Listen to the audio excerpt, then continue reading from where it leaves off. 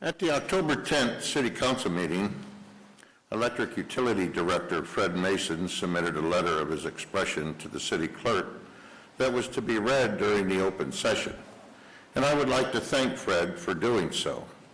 By submitting his letter, it affords me the opportunity to remind the public where we are today as a city and how we got to this point.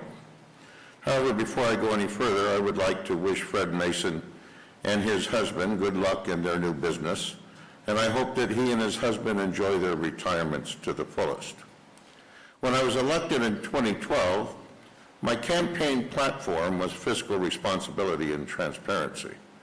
Pictured on my campaign flyers were photos and captions of The Haven, $1.2 million loss, San Gorgonio Inn, $2.85 million loss, Art Gallery, $850,000 wasted, Banning Cultural Alliance, $1.4 million loss, and this is just the tip of the iceberg.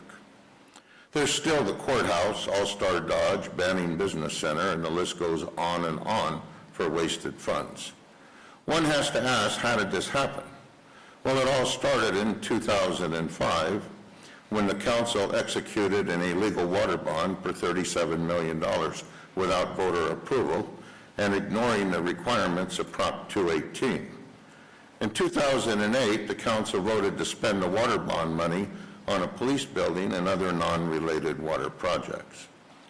Beginning in 2005 and up until 2012, the various elected council members floated an unbelievable $115 million of bond debt for the citizens of Banning.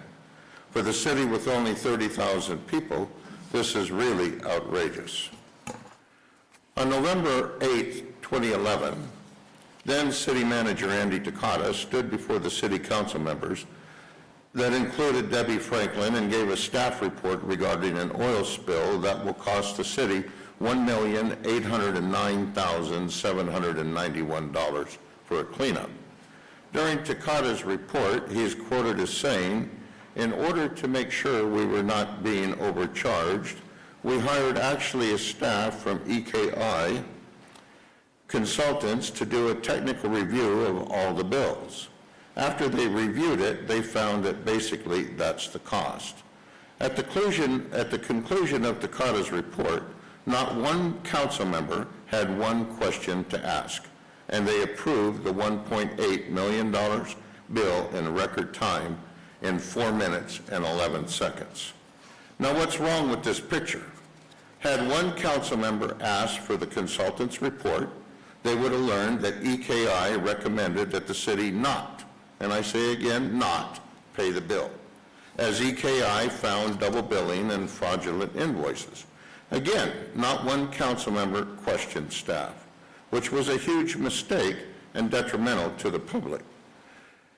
Once again, staff led council up that well-known creek without a paddle. Let me tell you about another frequent practice that has been going on in the city for years, and the previous councils have never said a word, and it's called contract splitting, which is illegal and violates the city's policy. The purpose of splitting the contract is to avoid going through the formal bidding process and to award a contract to one of your friends. Often this ends with kickbacks coming back to the person who awarded the contract. Although I suspected contract splitting was occurring in our city, I could not prove it until one day during a council meeting, I began to relentlessly question one of our directors about a contract. After several minutes of tough questions, it was learned that the director was splitting contracts to avoid the process. This practice has been stopped and procedures have been put in place to ensure this no longer happens. Let me tell you about the director that allowed a commercial beekeeper to run his business on city property. The director did not require the beekeeper to get an encroachment permit through the city, nor have a city business license or provide insurance. Not only did the director provide him with land, the director also gave him free water and a tool to access the fire hydrants so he could provide water for his bees. I found out about this legal business from a resident whose livestock and animals were being attacked and stung by swarms of bees. Finally, after 2 years of complaints to the city, which obviously fell on deaf ears, the beekeeper was finally evicted from the property. During the investigation, it was learned that the beekeeper had been dealing with this director and receiving free land and water for almost 20 years. The beekeeper never admitted to a cash exchange, but did admit to providing cases of honey to the individual, another illegal situation that was stopped by gathering information and, again, asking questions. I questioned another director about an exorbitant number of internal affair investigations, totaling more than $700,000. I found this expense wasteful and ridiculous, to spend this much money on investigations for a 27-man police department. Of course, this ridiculous expense led to other issues, including overtime and take-home vehicles.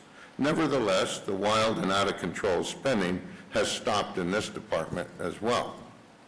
And how about the director who brings what is supposed to be a professionally prepared legal document called a mitigated negative declaration to council for approval? The problem, the document was not prepared for the city of Banning, it was prepared for the city of Jurupa. Now, I understand the purpose of templates and plagiarism, but do not bring me a document that displays the name of another city and refers to landmarks not even in our city and expect me to approve it. My expectations and standards are higher than that. And what about the interim city manager that attempted to award himself a $30,000 exit bonus? Once again, by reading the staff report and not believing what staff says is gospel, another scheme was uncovered. And let's not forget about the good old boy handshake deal with the Chamber of Commerce to the tune of $45,000 of gifted taxpayer money. Unfortunately, the taxpayer took that one in the shorts for $30,000. Not only did I make this issue public, but I filed a grand jury complaint. It should be noted that between 2011 and 2014, there were two grand jury investigations regarding malfeasance in this city.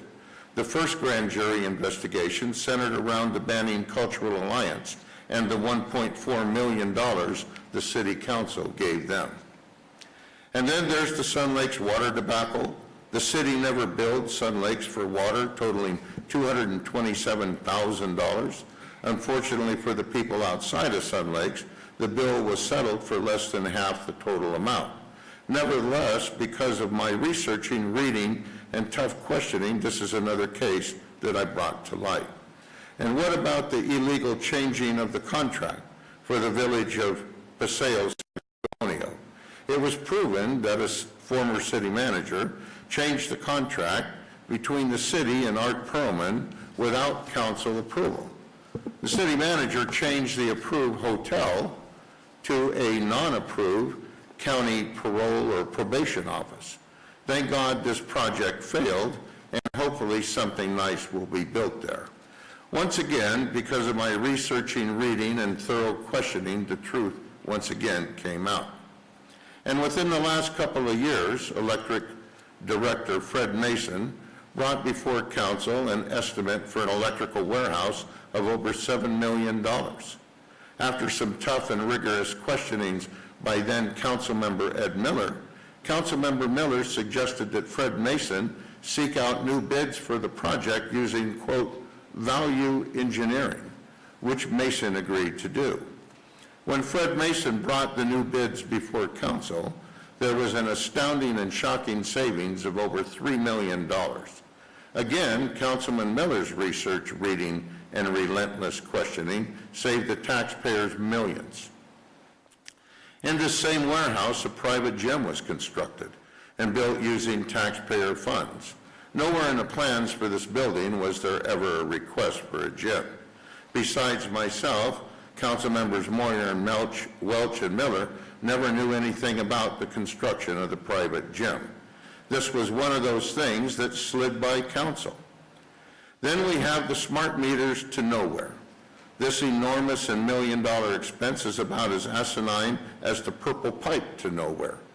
Fred Mason sold the council and the public and the public on smart meters. And after his presentation, the entire council was on board and approved this project. However, the entire council fell victim to an excellent snake oil salesman. The problem is, Fred Mason told council only what they needed to hear. And this has been the culture of staff since I've been elected. So if you do not ask questions, you will be buying a pig with a poke, which has been proven time and time again. In this case, the smart meter is only a portion of the project. There are still cell towers to be built, computers and software to buy, and many other expenses before the smart meters are activated. So until then, keep looking for the 34-day billing cycles.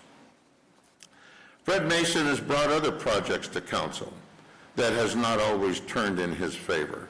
For instance, Fred Mason wanted to purchase a piece of property for $150,000 in what Fred Mason called a great deal.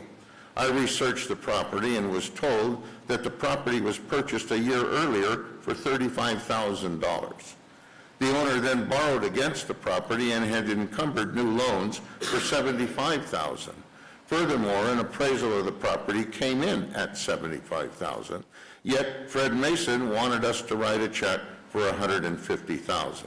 Again, research, reading, and questioning saves the taxpayers thousands. When I was first elected, I was called into the city manager's office for a meeting. I was told I needed to submit my questions to staff prior to council meetings, that staff would have the time to answer the questions and not be caught off guard. So you see, folks, the council meetings used to be a rehearsed dog and pony show. That's why there was never any anger or political discourse, ill will, or arguing. Let's face it, everything was an act and staged. I feel that the directors are responsible for the content in their prepared and approved staff report. If they perform their research, read and understand the content, then they should be able to defend and explain their staff report. Since 2002, being elected to the City Council earned you a key to the social elite club. It was not about working for the people. If it did, the city would have never suffered the debt that it has. Staff never expected the council to read the agenda, and for the most part, they didn't. Council members relied on the city manager to explain the agenda items to them and answer any questions they had beforehand. This is the reason that in prior years, every staff report got kudos and accolades. Had the reports been challenged, we would not be where we are today. In some ways, I don't blame the old-timer staff for being shocked and rebellious, as they now are being challenged.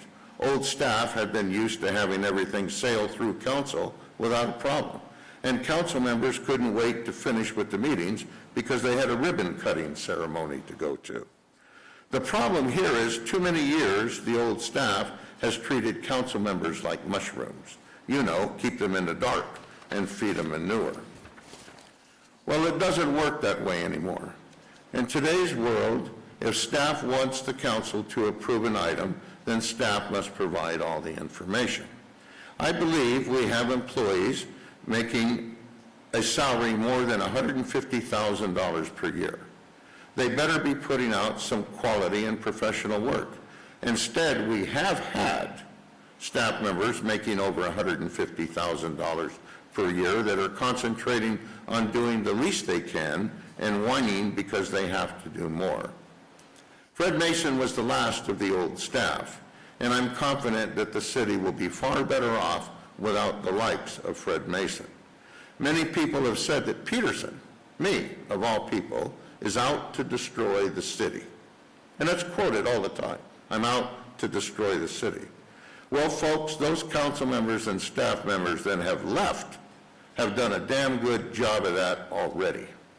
And if I wanted to see the final blow to the city, I would just sit back and watch it happen instead of fighting for what's right. With Alex Diaz as the city manager, Art Vila as the public works director, Heidi Moraz as the parks director, Patty Nevins as our planning director, and Ted Shoves as our EDA manager, I feel the city is in good hands and they will be moving the city forward. Once again, I would like to thank Fred for this opportunity to expose the system for what it is, and Fred Mason for being part of that system. Thank you.